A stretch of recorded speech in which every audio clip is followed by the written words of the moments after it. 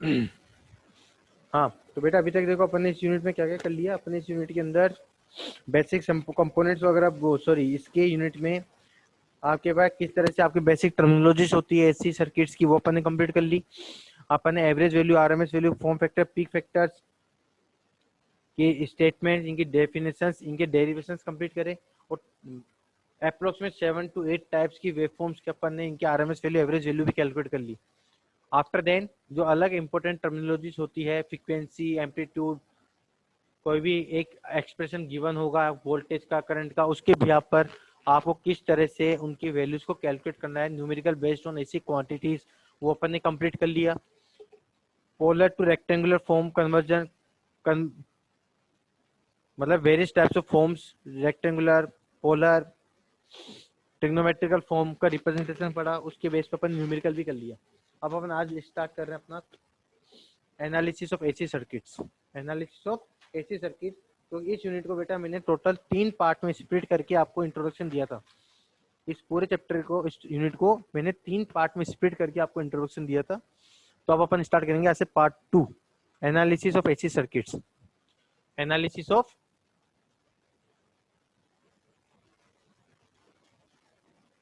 AC circuits. Starting में 1 या 2-3 days तक अपन इसकी डेरिवेशंस करेंगे, फिर इनके ऊपर न्यूमेरिकल्स करेंगे, अप्रोक्सीमेट 2 और 3 days remaining. Analysis of AC circuits में अपन को सारा करना है by consider single resistor, single inductor, single capacitor, फिर इनके कॉम्बिनेशंस एंड ऑल। देखो फर्स्ट अपन करते हैं एनालिसिस ऑफ एसी सर्किट में। फर्स्ट अपन लेते हैं for pure resistive circuit, purely for consider pure resistive circuit को, for consider pure resistive circuit, for consider pure resistive circuits को कंसीडर करके अपन स्टार्ट कर रहे हैं अपनी अभी फर्स्ट। अब कैसे करेंगे देखो, अगर अपन बात करें प्योर रजिस्टिव सर्किट को तो इसको ध्यान से समझना, क्योंकि अगर फर्स्ट समझ में आ गया तो आगे दिक्कत नहीं आएगी। मैंने कंसीडर किया एक सिंगल रजिस्टर है R, is connected, a single register R is connect with the AC supply of voltage V. We consider a single resistor R is connect with the supply AC supply V, instantaneous representation V. After then, a amount of current I start flow in the resistor R. After then, a simple amount of resistance I start flow through the R, and a sufficient amount of voltage drop occur across the resistance which is VR. ये हो गया आपका circuit diagram. क्या बन गया? Circuit diagram. क्या बोल रहा हूं मैं, दोबारा से ध्यान से सुनना है। We have consider a resistor R is connect with the AC supply, consider resistance R is connect across the AC supply और voltage V equal to VM sin omega t। मैं साथ के साथ लिख भी देता हूँ। फर्स्ट वाले में मैं ज्यादा लैंग्वेज लिखूंगा, बाकी में लैंग्वेज कम कर दूंगा। Late us consider,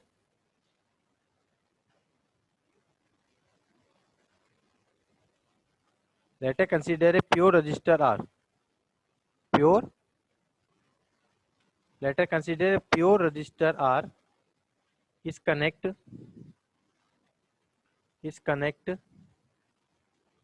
with a AC supply, with an AC supply of voltage, with an AC supply of voltage V equals to capital VM sin omega t।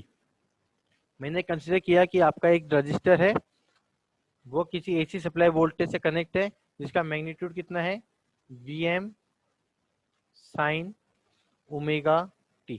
After then यहाँ से क्या होगा, कुछ अमाउंट ऑफ करंट फ्लो होना start हो जाएगा, कुछ current flow करेगा। Now the current flow in the register, now current flow in the register,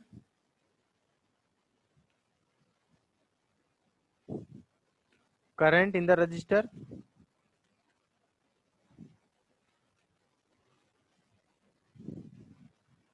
current in the register I Q क्या हो जाएगा आपका, small v upon r, that is VM sin omega T upon R.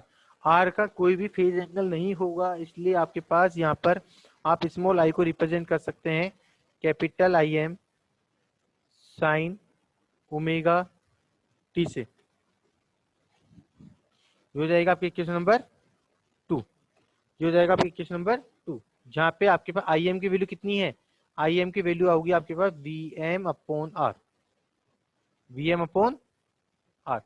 अब यहाँ पे मेरे पास important point क्या देखने को मिल रहा है कि सर इक्वेशन फर्स्ट और सेकंड को जब मैंने ऑब्जर्व किया तो by the equation first and equation second we observe I M की वैल्यू कितनी, वी एम अपॉन आर। हमने फर्स्ट और सेकंड को ऑब्जर्व कर ये देखा कि दोनों की जो है फेज वो इक्वल है। यहाँ पे भी साइन ओमेगा टी है, यहाँ पे भी साइन ओमेगा टी है। मतलब by the equation first and second we observe, by the equation first and second it is clear that resistive circuit में वोल्टेज और current are in the same phase.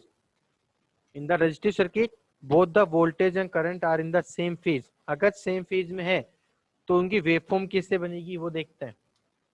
अगर voltage और current same phase में है तो इनकी waveform किस तरह से ड्रॉ होगी वो देखेंगे with respect to omega T. Voltage की वेवफॉर्म और करंट की वेवफॉर्म, आई की वेवफॉर्म किस तरह से ड्रॉ होगी वो देखते हैं। वोल्टेज एंड करंट की वेवफॉर्म कैसे ड्रॉ होगी वो देखेंगे। तो देखो अगर मैं बात करता हूँ वोल्टेज की वेवफॉर्म के लिए, तो वोल्टेज क्या है, जीरो से स्टार्ट होगा, ये मेरा वोल्टेज हो गया। This represent the waveform of voltage. ये रिप्रेजेंट कर रहा है वी की value waveform V M sine omega T. This is the waveform of the voltage. Start कहां से करेगा, zero to pi to 4 pi. Maximum magnitude या एम्पलीट्यूड कितना हो गया इसका, वी एम। कहां पे आकर होगा, पाई पर, जीरो से सॉरी मैग्नीट्यूड आकर होगा पाई बाई 2 पर, zero to pi, pi to 2 pi. ये होगी आपके पास waveform zero to pi, pi to 2 pi, और मैक्सिमम एम्पलीट्यूड होगा पाई बाई 2 पर। अब बात करें करंट की वेवफॉर्म को, तो अगर मैं करंट की वेवफॉर्म को कंसीडर करूंगा तो देखो करंट की वेवफॉर्म किस तरह से हो जाएगी आपके पास। यहाँ पे करंट की वेवफॉर्म को अगर मैं लेता हूं,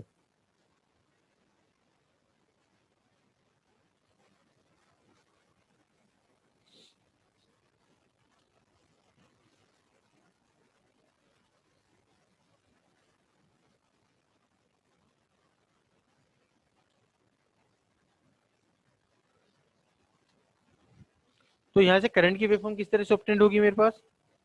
करंट की वेवफॉर्म मेरे पास होगी कि जीरो से स्टार्ट है, because the voltage and current are in the same phase.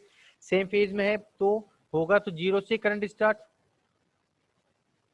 पाई पे फर्स्ट साइकिल कंप्लीट करेगा, पाई से सेकंड साइकिल स्टार्ट करेगा और 2 पाई पे फ्री करेगा, अगेन 2 पाई से मूव करेगा और आगे चला जाएगा।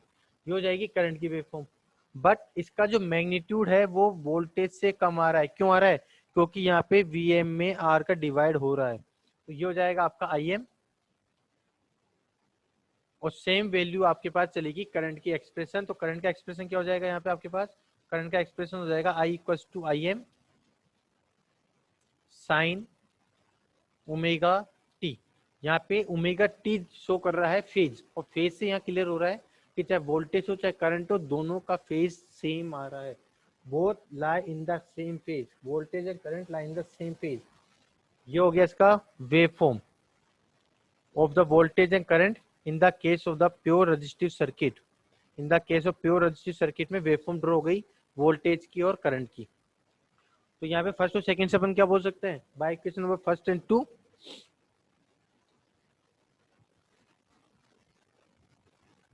by equation number 1 and 2 it's clear that voltage and current are in the same phase. By equation number 1 and equation number 2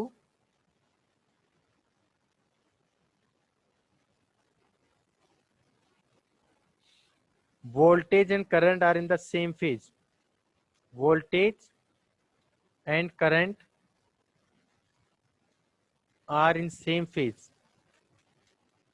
अगर ये दोनों सेम फेज में है तो हमने इसकी वेवफॉर्म ड्रॉ करके देख लिया।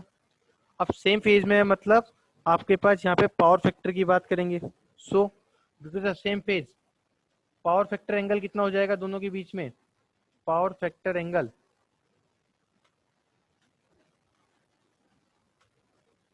पावर फैक्टर एंगल 5 0 होगा, क्योंकि दोनों सेम फेज में है, तो दोनों के बीच में ना तो कोई लीडिंग है ना कोई लैगिंग है। अगर पावर फैक्टर एंगल 0 है तो कोस 0 की वैल्यू क्या होती है? 1। इसलिए अपन बोलते हैं कि प्योर रेजिस्टिव सर्किट होता है having the pure resistive circuit having unity power factor, unity power factor. और यहाँ पे दोनों के अंदर फेज में कोई भी डिले नहीं है। तो अगर अपन इसकी बात करें फेजर डायग्राम की, तो फेजर डायग्राम क्या बन जाएगा प्योर रेजिस्टिव सर्किट का? ये तीनों वेवफॉर्म इंपोर्टेंट है। सर्किट डायग्राम बनाया, वेवफॉर्म बनाई, now phasor diagram. Phasor diagram की बात करें तो फेजर डायग्राम कैसे ड्रॉ होगा? आपके पास यहाँ पे मैंने कंसिडर किया कि ये आपका वोल्टेज है across the register V R. तो जिस फेज में आपका वोल्टेज है सेम फेज में बेटा आपके पास करंट ऑब्टेंड हो जाएगा। जिस फेज में वोल्टेज है इन the same phase, in the same phase आपके पास बेटा करंट ऑब्टेंड होगा आई आर। दैट इज यहाँ पर वोल्टेज और करंट क्या है सेम फेज में है, तो पावर कितना फैक्टर एंगल कितना हो गया 0 डिग्री। कितना हो गया 0 डिग्री होगा। ये आपका बन गया फेजर डायग्राम, ये बन गया आपका प्योर रेजिस्टिव सर्किट का phasor diagram, pure resistive circuit का फेजर डायग्राम। क्या देखा अपन ने? हमने सबसे पहले एनालिसिस एसी सर्किट स्टार्ट किया। एनालिसिस एसी सर्किट्स में हमने सबसे पहले कंसीडर किया कि एक सिंगल रजिस्टर है। सिंगल रजिस्टर के केस को हमने कनेक्ट किया in series with the AC supply voltage.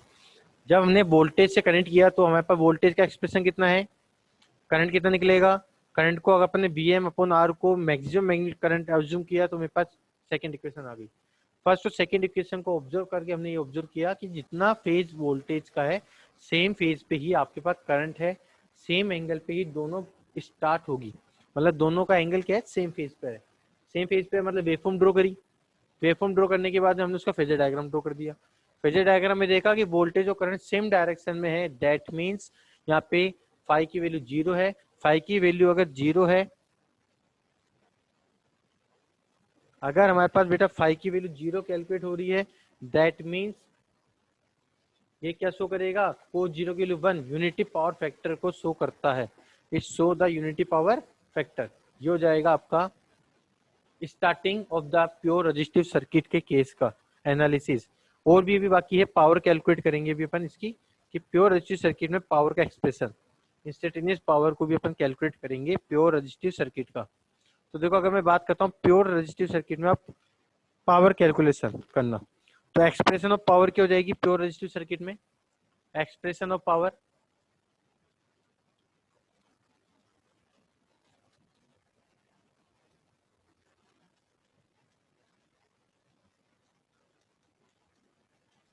Expression of power instantaneous power की बात कर रहा हूं मैं। इंस्टेंटेनियस पावर क्या होगा? वी डॉट आई। कौन सी पावर है ये?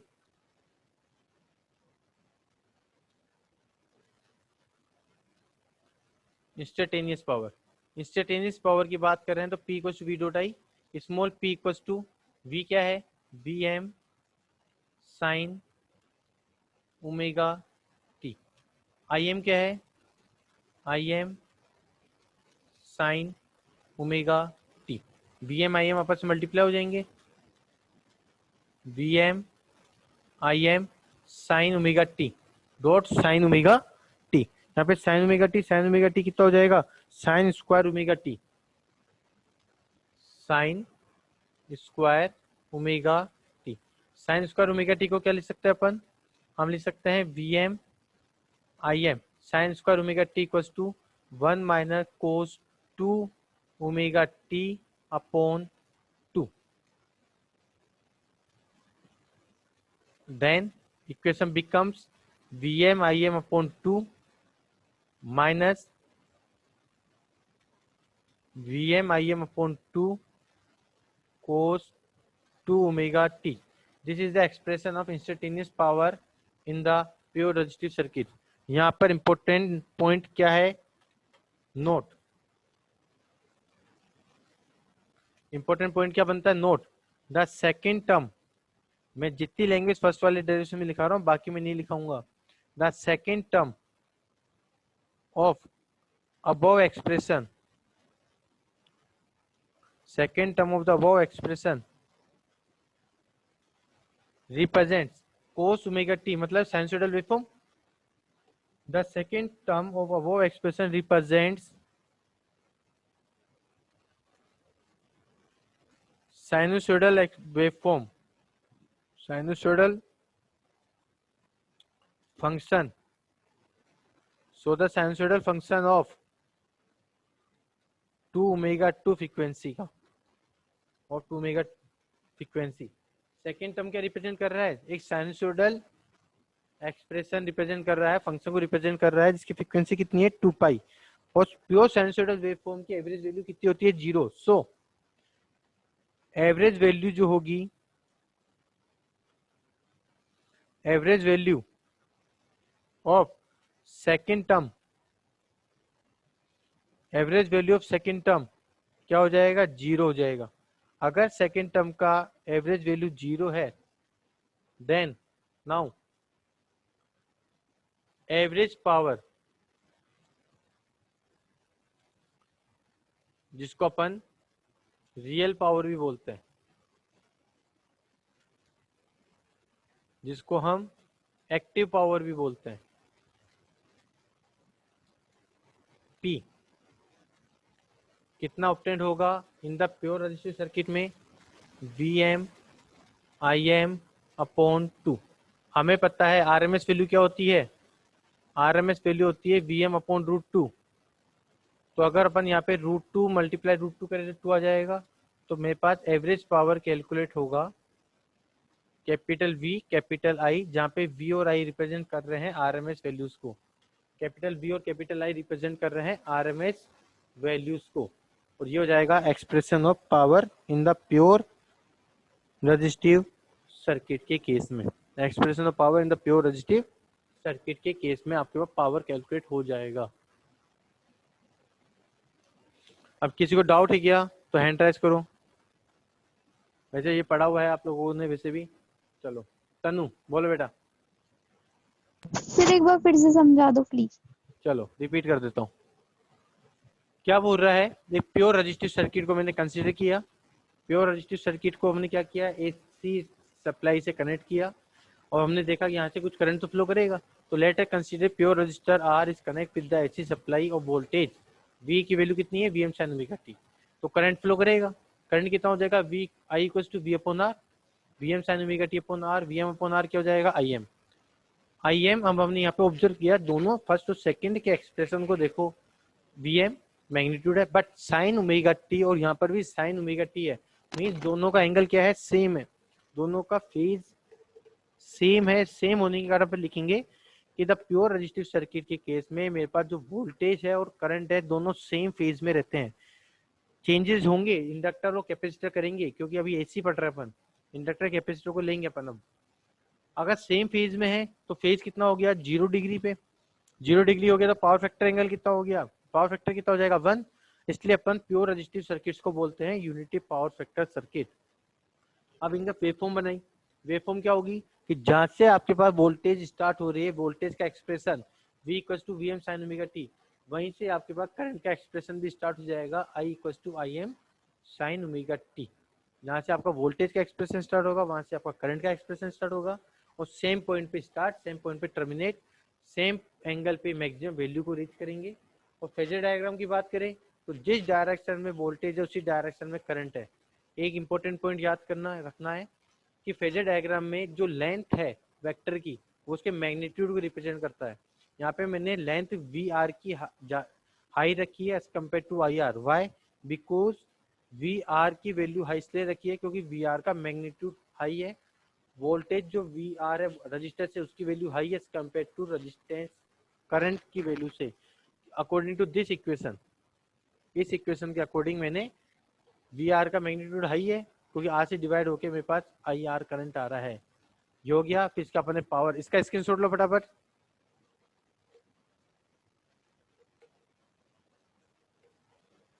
हो गया। Yes sir. फिर पावर, यस पावर का भी क्या होता है, इंस्टेंटेनियस पावर क्या होती है, P equals to V dot I। अब पावर क्या होता है, voltage multiply current. Instantaneous power है तो इंस्टेंटेनियस के लिए अपन एक्सप्रेशन लिख दिया, Vm sin omega t, Im sin omega t। Vm Im sine को साइन से मल्टीप्लाई किया, sine square omega t। Sine square omega t कितना होता है, 1 minus cos two omega t। अब हमने देखा कि यहाँ पे ये जो सेकंड टर्म है ये प्योर साइनसोइडल वेवफॉर्म है, प्योर कोसाइन वेवफॉर्म है। और प्योर कोसाइन वेवफॉर्म है तो मतलब इसकी टोटल एवरेज वैल्यू क्या होगी, 0। तो मेरे पास एवरेज पावर, जो टोटल पावर आएगी, ये तो इंस्टेंटेनियस है, तो एवरेज पावर कितनी होगी, ओनली Vm Im अपॉन 2 ही आने वाली है। और RMS वैल्यू क्या होती है, Vm अपॉन √2। तो इस तरह से अपन इसको कैलकुलेट कर लिया है। जल्दी से स्क्रीनशॉट लो इसका भी, फिर अपन आगे बढ़ते हैं। गुणनतेश नंबर स्लाइड भी दिखा दो सर। कौन सी, गुणनतेश नंबर की। ए भगवान, 29 नंबर की, ये लो। सर इसको एक बार वापस रिपीट कर दो। अभी बेटा और करेंगे ना अपन कंपोनेंट, उससे ज्यादा क्लियर हो जाएगा। ये सबसे सिंपल था। हो गया स्क्रीनशॉट, चलो नेक्स्ट। अब अपन देखते हैं क्या हुआ।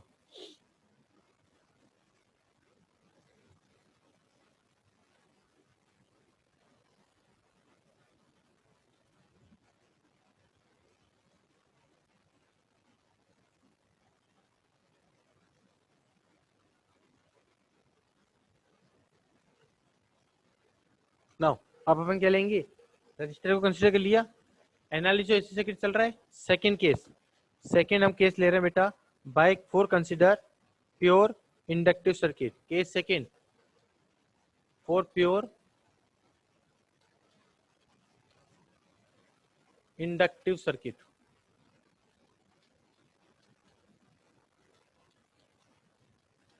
अब हम कंसीडर कर रहे हैं प्योर इंडक्टिव सर्किट को। अब जब मैं प्योर इंडक्टिव सर्किट कंसीडर करूंगा तब क्या बन जाएगा, देखो आप, मैंने कंसीडर किया सबसे पहले pure inductive circuit. Later consider pure inductor connect with a AC source, AC supply of voltage small v, then a particular amount of current I start flow through the inductor L। ये हो गया आपका circuit diagram.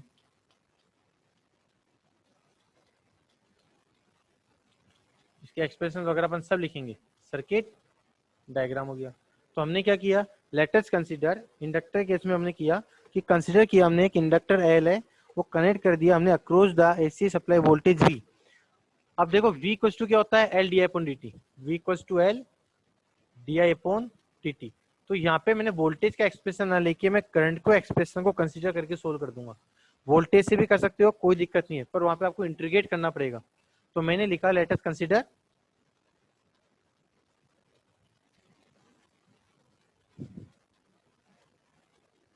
A inductor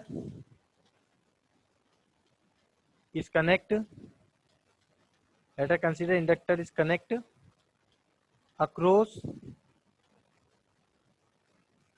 an AC supply, across an AC supply of voltage small v। then current कितना flow करेगा, then amount of current flow, मैंने assume कर लिया amount of current flow, amount of current flow,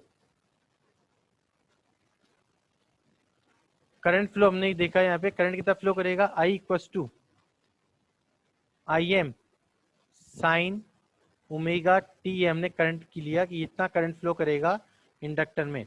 अगर इतना current flow करेगा then voltage across the inductor कितना कर हो जाएगा, voltage across the inductor, voltage across the inductor में अगर होगा V equals to VL equals to V equals to L di upon dt। ये हो जाएगा V की value L d upon dt। Sir हाँ बेटा, सर इसको शायद नेगेटिव में लेते हैं ना, इस v को, minus L D upon D T. बिल्कुल ले सकते हो। अगर माइनस में लेते हो ना बेटा आप, तो उस केस में ये अप्लाई कर दिया आपने लेंस लो, माइनस में लेके फिर वापस आप लिखोगे कि जो इसका कोज है वो उसका अपोज करेगा तो वापस वो नेगेटिव नेगेटिव में कन्वर्ट होकर पॉजिटिव में आ जाता है। तो मैं डायरेक्टली पॉजिटिव लिखवा में। रहा हूँ, ओके सर। आप देखना नेगेटिव में लेते हैं, डेफिनेटली बिल्कुल सही है। माइनस का L D upon D T लिखोगे, फिर आप लिखेंगे कि जो इसका जनरेशन है वो इसी की ही जनरेशन का अपोज क्रिएट करता है, इसलिए अपन इसको क्या कर देंगे, रिमूव। तो वापस नेगेटिव नेगेटिव से कन्वर्ट होकर पॉजिटिव में आ जाता है। तो मैं डायरेक्ट ही कर रहा हूँ। तो v की वैल्यू कितनी हो जाएगी यहाँ से आपके पास, आई एम बाहर आ जाएगा, एल हो जाएगा, साइन ओमेगा टी का डिफरेंशिएट क्या हो जाएगा, कोस ओमेगा टी, और ओमेगा टी का आ जाएगा बाहर ओमेगा।